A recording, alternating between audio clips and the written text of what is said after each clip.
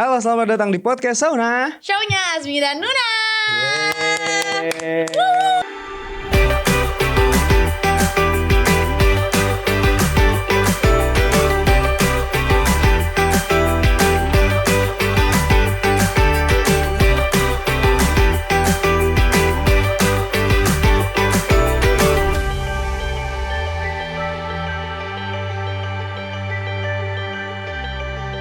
Setelah berapa lama kita baru ketemu lagi? 2 bulan saja, 2 bulan saja. Tiba-tiba Velocity Mbamba satu. Kabar baik ya Nun ya? Ya, alhamdulillah. Selalu ya. Kalau itu kan pertanyaan yang basa-basi ya. Iya, gimana Kak Azmi kabarnya? Kabar baik dong. Kayak pertanyaan itu tuh nggak penting sebenarnya ya. Iya, tapi itulah orang Indonesia kembali ya. Maksudnya kalaupun lagi nggak baik-baik aja dia pasti di rumah sih. Iya, benar. Gak mungkin kita podcastan kalau misalkan lagi sakit kan sekarang. Tapi gue mau ngasih kabar baik juga soalnya ada teman gue yang baru balik dari ibadah umrah. Aduh. Masya Allah. Jadi kali ini tuh sebenarnya kita ada tema, cuma kayaknya gak usah deh, kita live update aja deh. Iya dong, 2 bulan tuh waktu yang cukup untuk kita yeping dalam satu episode. Yes girl. Jadi live update-nya Nuna 2 bulan terakhir. Kalau puncaknya itu deh, umroh ya kan. Iya. Tapi sebelum itu ada apa aja nih Nun, cerita apa aja? Berkerja saja sih, ya kan, tak jemu-jemu teman-teman. Aku sangat pekerja keras. Iya. Aku sudah cerita kok ke Kak Azmi. Di mana ada kesempatan saya ambil. Betul. Gitu kan. Iya. Itu cuman alhamdulillahnya kan gue after magang juga ya kan. Nah after magang itulah alhamdulillah berkesempatan untuk itu, umroh itu yang tidak diduga-duga sebenarnya ya. Karena dari bulan April tuh guys, kan gue ulang tahun. Gue ulang tahun nih. Terus tiap orang yang kan biasa ya, orang kan aja kayak mau apa Nun gitu. Kak Azmi pun juga gitu kok, kayak lo mau apa Nun gitu kan. Gue cuma nitip gini, udah doain gue kalau supaya gue umroh tahun ini. Udah gue cuma minta itu, nggak usah dikasih hadiah gini gitu. Jadi ya gue minta doa itu dan alhamdulillah terkabul ya. Ternyata targetku. Terima kasih ya Allah.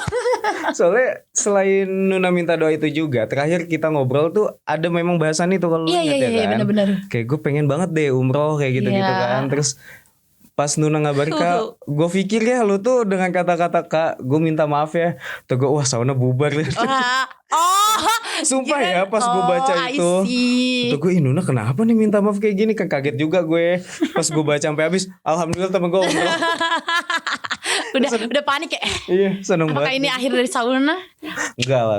Tapi akhirnya alhamdulillah pas gue dengar kabar Nuna umroh, sumpah gue seseneng gitu kayak gue baru kebangun itu pas baca chat lo. Iya, terus kayak gue ngechat jam berapa, pagi ya? Apa malam ya? Iya, gue nggak tahu lu ngechat jam berapa, tapi gue bacanya siang. Ya terus, juga sih. Iya tuh pas gue langsung segar gitu, gue kayak ya Allah tuh umroh. Terakhir kita ngobrolin, gue bener-bener tuh ngobrolin umroh. Keren. Alhamdulillah rezekinya ya. Alhamdulillah. Tapi lu ngumpulin lagi apa namanya? Mempersiapkannya berapa lama Nun? Jujur. Pas umroh, untuk umroh. Jujur itu waktunya sangat singkat sebenarnya ya. Karena ada backstory-nya sebenarnya tuh.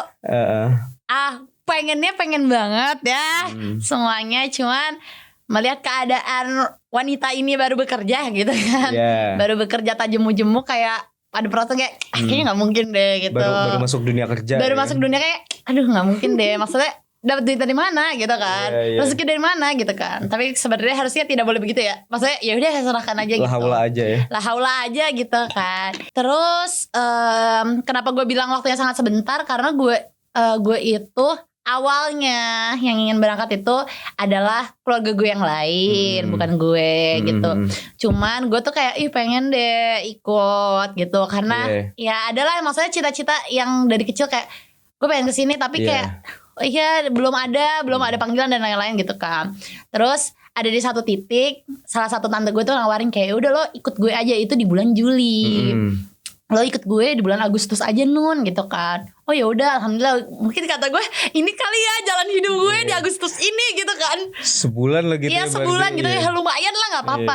Ternyata waktu masuk ke bulan Agustus kok tidak ada pembicaraan lagi gitu kan. Di ghosting. Kayak di ghosting, tapi kayak mungkin belum waktunya ya gitu. Gue tuh waktu di bulan Agustus itu gue udah yang kayaknya udah deh belum rezekinya. Tapi hati gue tuh makin kuat. Kayak lo berangkat September gitu. Terus gue kayak apaan sih ini? Ini suara hati dari mana ini berangkat September gitu kan. Logikanya masih main kayak duit dari mana gitu kan, rezeki dari mana gitu kan. Tapi hati gue tuh kayak enggak, September lo berangkat September gitu kan. Udah tuh. Tapi di satu titik nih gue tuh entah dari mana ya, kan gue lagi ngeliat harganya nih guys, harga paketnya oh ya Allah segitu lagi harga paketnya, lumayan ya untuk anak seumur gue kayak lumayan sih ya, gitu bisa kan. cek lah kurang lebih ya sama lah gitu ya. Gitu kan lumayan ya, ini minta dana bantuan dari mana ya gitu kan nggak mungkin kita bansos gitu kan, minta bansos iya minta ngecrek gitu kan nggak mungkin ya, jadi kayak ya udah deh gitu. Nah gue tiba-tiba teringat sedikit kayak oh iya dulu gue waktu dari kuliah tuh punya salah satu tabungan yang ibaratnya ya uang, kalau kita tuh kayak uang 500 perak aja udah masukin kayak gitu. Nah, itu dari kuliah dari semester 1. Oh baru pas awal, masuk banget. Awal semester 1 banget nih. Pokoknya gue masukkan ke tabungan kosong itulah. Udah kan. Coba dalam hati gue gitu. Coba lihat kali ya. Oh ini belum pernah lu buka sama sekali? Belum pernah. Jadi masukin iseng aja kayak misalkan sisa duit gue segini masukin gitu. Udah gak usah mikir gitu. Jadi kayak apa ya, uang hilang. Aduh bukan uang hilang sih kak, apa ya bahasanya kayak misalnya kayak ya Allah cuma 5.000 ya udah masukin lah gitu loh. Jadi walaupun uangnya gak ada tuh kita gak kayak yang mana ya uang gue yang 5.000 itu, enggak kan. Karena kita mikirnya kayak 5.000 gitu kan. Udah ibaratnya kalau bahasa gue ngecrek ya, maksudnya kayak membuka itu namanya ngecrek. Jadi gue ngecrek celengan itu tuh. Terus waktu gue lihat, loh pas nih lebih dikit. Wah lumayan kata gue, pas banget nih sama biaya yang buat berangkat. Oke gue gitu ketutup alhamdulillah. Terus di saat itulah karena melihat itu gue langsung pertama kali gue langsung pasporan dulu. Jadi gue pasporan dulu sebelum gue daftar ya kan. Gue pasporan dulu gini deh. Ya udah gue daftar lah. Gue tuh udah berniat untuk berangkat sendiri. Karena pertama tante gue yang sebelumnya pun kayak ya bimbang lah ya. Bentar, karena anak. Lu kayaknya harus jelasin dulu deh tante lo ada berapa. Aduh banyak banget guys BTW. Pokoknya jadi, intinya tante A tante B kayak gitu. Tante A tante B gitu ya.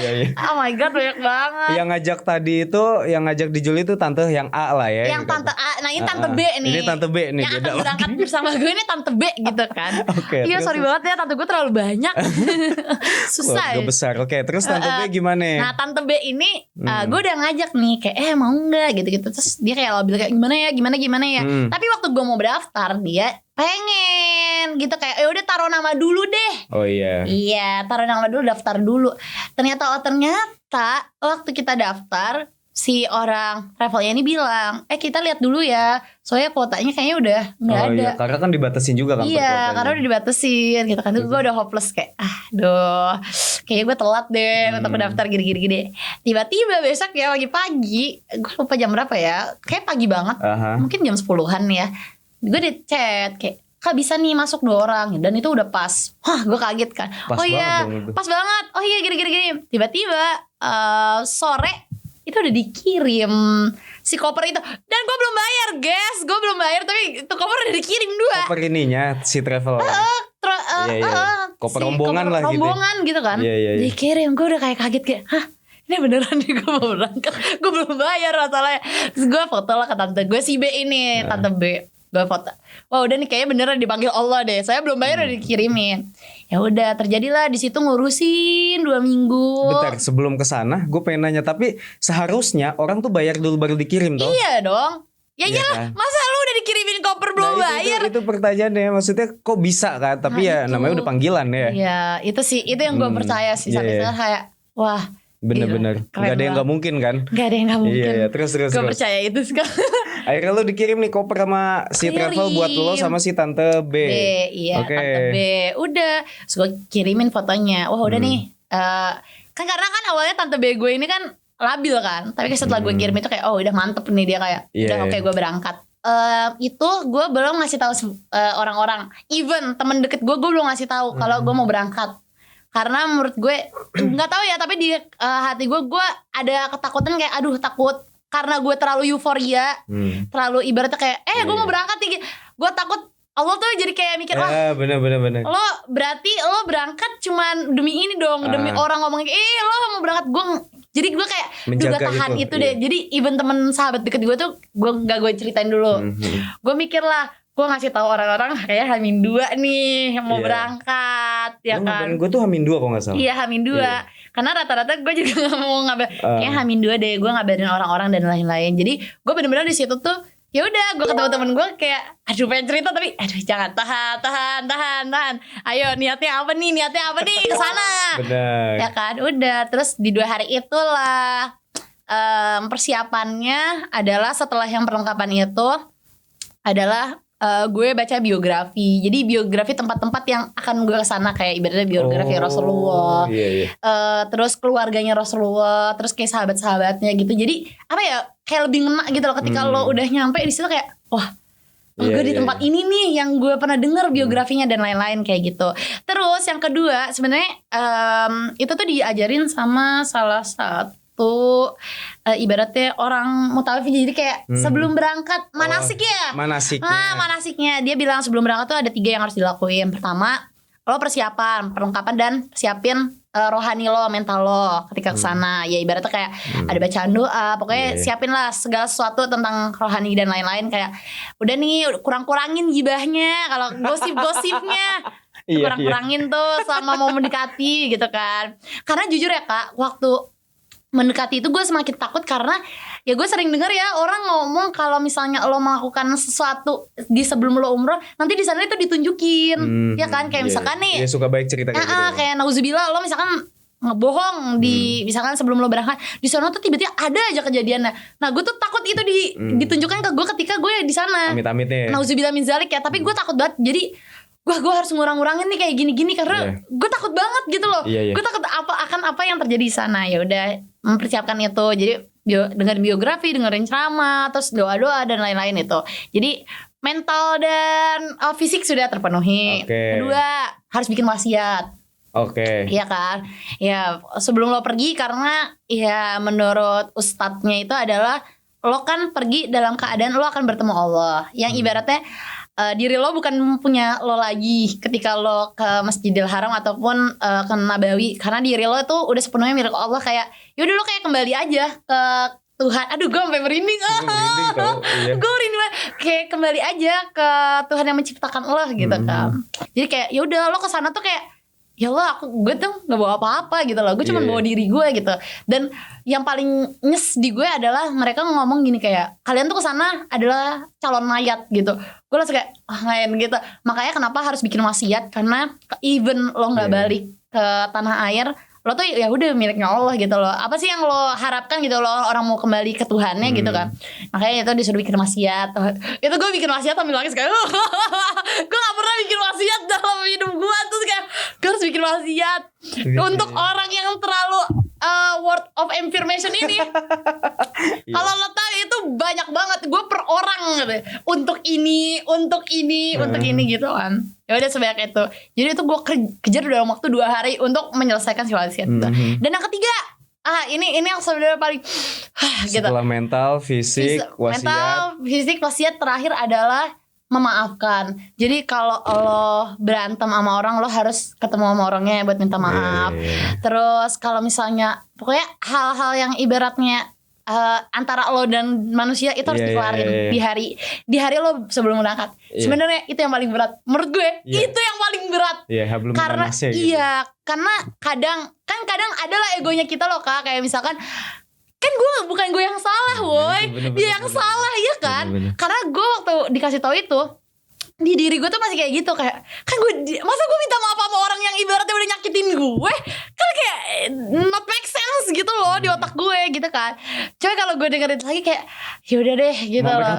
Mau sampai kapan gini-gini. Dan ya udah kan mindset gue tuh karena ya sering kayak calon mati ya sebelum gue daripada gue kenapa-napa sana nauzubillah min zalik. Terus kita nggak ada yang tahu apa yang terjadi. Iya ya udah akhirnya di H-2 itulah gue ngechat semua orang Walaupun gue dalam hati gue kayak tapi gue kayak tahan. Oke, lakukanlah Hanuna, lakukan gitu. Jadi gue chat semua orang. Semuanya. Mau yang gue sayang, mau yang gue cinta, yang mau gue musuhin, yang gue kesel Semua gitu. yang lo kenal lah ya. Iya, yang nyakitin makanya gue chat semua. Gue kayak gue minta maaf gini.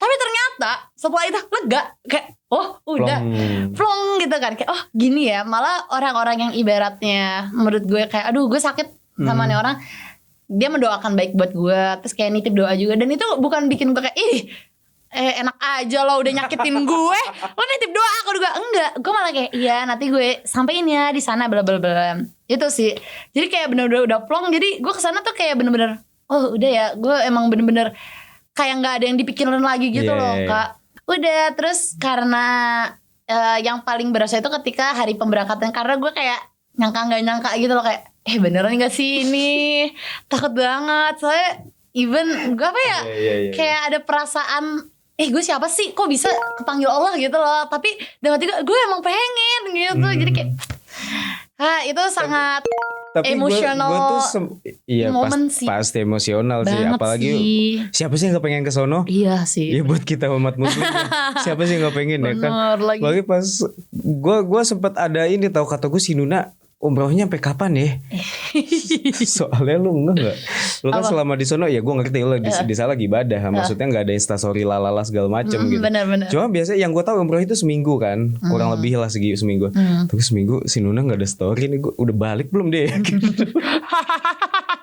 Iya guys. Tapi setelah itu baru dia ngeblast tapi itu ada cerita sebenarnya di sana gue lupa masang roaming gitu loh di HP. Terus komunikasi itu gimana? Di hotel kan, hotel ada wifi-nya. Baru gue ini situ. Jadi kalau di luar udah nggak bisa ini. Ya bagus gak bagus sih, karena kalau gue ke masjid jadi ya kagak ada yang ini ya.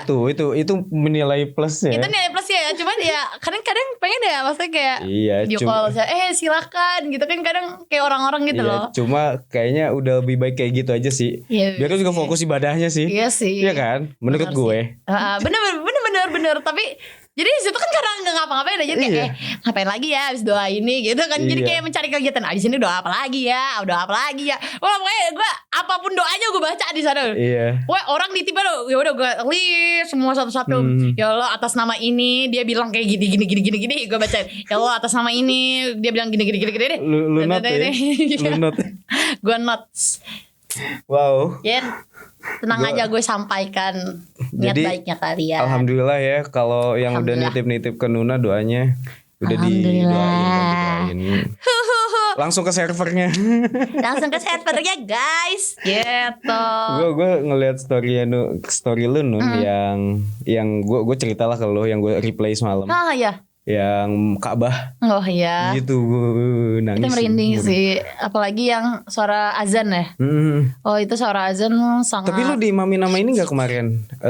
Ngalamin imamnya. Aduh. Juga gue nggak tahu, dia kan nggak ngasih tahu. Misalkan imam ini enggak kan? Imam di Masjidil Haram pasti gue sering dengar sih kalau ngedengar suaranya. Siapa? Abdurrahman Sudais.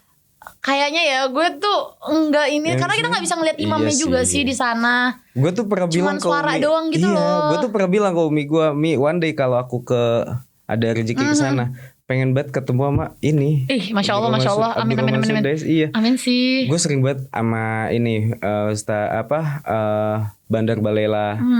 Itu pokoknya imam Masjidil Haram lah gitu. Masya Allah. Itu gue sering ngedengar kalau misalnya subuh tuh.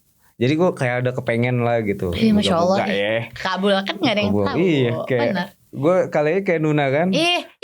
Bener. Sekarang ngomong gitu kan. Ingatlah, berpikirlah positif. Minta doakan sama orang-orang. Terus kita cut dulu, ini mau gue upload. Lucu banget. Ya gitu, moga-moga kita ada rezeki lah semuanya. Amin. Ya buat Tapi di sana jujur karena masuk musim panas ya, panasnya panas banget. Barusan gue nanya ke Nun berapa derajat, jawab 46 derajat. Kebayang gak 46 derajat? Sumpah ya, di Jakarta aja 35. Itu udah panas banget kan. Tuh 46 cuy. Itu definisi ya. Kan gue bawa yang, tau gak sih yang kipas angin portable. Portable. Itu angin panas. Gue kayak aduh gue nyesel banget nih kipas angin gue. Kagak ada sejuknya ya? Gak ada sejuknya karena anginnya keluarnya angin panas kan. Iya. 46 derajat guys. Awalnya tuh gue kayak aduh malas deh bawa topi. Kan katanya disuruh nih ini musim panas ya. Padahal gue udah dikasih tahu deh. Ini musim panas ya. Bawa topi, kacamata. Gue cuma bawa kacamata hitam. Tapi gue tuh kayak aduh malas banget ngapain sih. Terus gue kayak mikir aduh kayak mama lagi kalau misalkan pakai itu. Ternyata jangan guys, jangan kayak gitu. Pelajaran berguna banget. Oh lu beneran gak bawa topi? Gue gak bawa topi, gue cuma pakai kacamata. Nah itu gue waktu itu lagi ke Jabal Rahmah nih teman-teman. Jalannya Jabal Rahmah itu dari bus tuh agak jauh gitu kan. Karena bus itu gak boleh mendekati ke arah Jabal Rahmah. Jadi lo diturunin tuh agak jauh, mungkin kayak 500 meter. Kudu jalan dulu lah Kudu kita. jalan, iya benar. Kudu jalan dulu ke sana. Udah nih gue masih pakai kacamata kan beli es krim, beli minuman. Aduh panas ya beli minuman. Udah nih balik nih gue ke bis. Lagi diam. Biasa gue kalau udah panas banget, biasanya gue ngambil tisu basah, gue tempel-tempelin di sini kan, biar adem gitu kan. Waktu lagi di hidung, seret. Waduh, sariawan mimisan ternyata. Mimisan terus gue langsung kayak, waduh ternyata panas banget, harusnya gue pakai topi gitu. Berarti lu kalau panas banget tuh sampai segitunya ya? Sampai mimisan ya? Kan nggak tahu sih, dan itu pertama gue kayaknya udah lama banget nggak mimisan, itu pertama kali mimisan lagi. Jadi gue, wah karena panas banget kali ya dan lain-lain. Udah terus untung mimisannya yang tidak cair gitu loh. Untuk yang masih kayak mengendap di dalam gitu. Jadi ini yang paling penting gue kasih tahu, bawa saus sambal. Oh itu Indonesia doang yang punya memang. Iya, karena jujur ya saus di sana tuh beda banget. Saus sambal di sana tuh cair kak. Iya, bener. Itu cair banget dan ayo gue bingung. Gue tidak bisa mendeskripsikan rasanya. Bener kayak gitu, maksudnya nggak cuma di Saudi Arabia ya, maksudnya di negara lain pun gak usah jauh-jauh tetangga kita ya Malaysia. Iya. Sausnya dia itu beda banget sama kita. Iya sumpah deh lo harus bawa saus sambal dari Indonesia. Ceritanya orang-orang Indonesia yang ke luar negeri juga pasti mereka bawa saus tuh. Iya itu gue menyarankan bawa itu. Saus yang 3 huruf tuh. Betul itu. Iya sumpah karena kemarin itu banyak banget orang Indonesia kan, karena gue hotelnya kan emang rata-rata jemaahnya Indonesia semua kan. Terus di hotel itu tuh ini Pak ada yang bawa kerupuk, lo tau gak? Bawa kerupuk bener-bener kerupuk putih. Kerupuk kaleng. Iya bukan kerupuk kaleng yang diikat itu loh. Oh iya yang panjang. Iya itu mereka bawa. Coba kayak gue menyesal deh gak bawa. Kayak enak gitu loh. Kayak makan nasi campur Indomie. Gitu ya. Gue gak tahu ya, itu gue tidak bisa mendeskripsikan rasa Indomie di sana karena mungkin itu kali ya sausnya itu yang beda. Benar. Itulah. Jadi bawa sambal sih kata gue. Aduh. Itulah. Jadi lu harus bawa apa sambal saus topi. Pokoknya sebenarnya bukan topi sih, tergantung musimnya. Pelindung kepala. Enggak usah helm juga lu. Ya. Pokoknya lihat cuacanya sih, kalau misalkan lagi dingin ya lo bawa baju hangat, jangan bergaya biasa nih gue. Kan gue biasa di AC suhu 16 derajat, Bro. Enggak, beda gue kasih tahu. Lu kalau udah menggigil di sana kagak ada yang nolongin, kesian lu. Udah mau ibadah kagak jadi itu. Hipertermia. Jauh dari rumah ya kan. Jauh dari rumah. Dan salah satu lagi gue baru ingat, bawa obat-obatan yang emang perlu lo bawa. P3K. Karena di sana obat itu lo bener-bener ditanyain detail. Contoh kalau di sini, Mbak saya mau minta obat pusing dong. Pasti ini obatnya gitu kan. Mbak saya mau minta obat pilek dong. Ini obatnya. Kalau di sana enggak, lo ditanyain bener-bener detail kayak sakitnya apa, pusingnya di sebelah mana ini, ada ini enggak, alergi, ada ini enggak. Jadi terlalu banyak gitu loh. Jadi mereka tuh gak bisa sembarang ngasih obat. Ribet ya, kita udah pusing. Misalkan kepala kita udah, Mbak tolong Mbak gitu kan. Kayak Mbak, apa sakitnya? Makin pusing. Pusingnya belah mana? Belah kanan. Kanannya yang kanan depan apa? Lu bisa diem gak? Malu udah pusing. Itu jadi kayaknya lebih baik bawa obat-obatan dari Indonesia. Obat-obatan itu penting lah. Secara spiritual apa yang lu dapat sepulang lu dari sana, Nun? Secara spiritual biasanya ibaratnya gue sholat kan ya udah membayangkannya kayak gimana ya gitu kan, mungkin apa dan lain-lain, karena mungkin di sana udah ngelihat, agak mau merinding karena di sana udah ngelihat bentuknya rumah Allah seperti apa. Biasa lu lihat di sejadah. Iya, biasa ngeliat di sejadah doang. Kayaknya itu sih yang ngebuat gue kalau sekarang tuh sholat tuh kayak langsung visualnya nyampe gitu ya. Bener-bener visual gitu, terus kayak gue kayaknya nggak bisa main-main deh kalau misalkan masalah ini dan gitu. Terus gue nggak tahu, tapi kemarin sih yang sadar temen gue katanya gue ngomong apa kan biasalah ya bahasa slang-slang yang kayak anjay lu, anjir lu. Tuh katanya temen gue sih, kok lu berkurang ya ngomong kayak gitunya. Biasanya kan apa jir, gini jir gitu. Iya sih, dari tadi gue ngomong sama dia. Masa sih? Serius. Kata temen gue gitu. Gue baru notice juga sih setelah ngedenger ini. Kata temen, tapi gue ngerasa kayaknya enggak deh gitu. Tapi ya nggak tahu ya, mungkin karena emang kebiasaan di situ kan. Gue juga masa jarjir di sana. Kan nggak mungkin ya. Apa jir? Enggak kan? Masa di sana kan mengurangi kan, namanya lo lagi ibadah masa jarjir gitu. Nah kata temen gue gitu, kok lu berkurang ya ngomong apa ya bahasa slang jarjir itu gitu kan. Terus gue kayak masa sih enggak, gue biasa aja. Terus kata temen enggak Nun, lo berkurang gitu. Tapi gitu. Proof sih, gue setuju itu. Emang berkurang sih serius. Dari tadi kita ngobrol dulu kan sebelum nge-tag ini. Tapi emang iya oh my god. Berkurang maksudnya enggak, kalau sebelum-sebelumnya kita ngobrol apa sih jir gitu. Iya mungkin ya. Sekarang gitu. udah gak terlalu. Wow, keren juga tuh seminggu di sana. Ya, alhamdulillah ya ada perubahan ya. Iya sih bener, logika lu juga sih tadi. Iya. Masa sono ibadah jarjir. Iya, masa jarjir. Mungkin ke bawahnya ya gitulah. Ya gitu nggak tahu juga. Ya semoga bisa mempertahankan ya. Iya, meningkatkan lagi bahkan ya. Iya, mungkin jadi, itu. Jadi Nuna yang soft spoken nanti. Widih, kayak gimana tuh Nuna soft spoken? Seru banget. Gue gak kebayang sih Nuna kalau jadi soft spoken tuh penonton sauna jadi notice banget tuh pasti. Iya kayak assalamualaikum.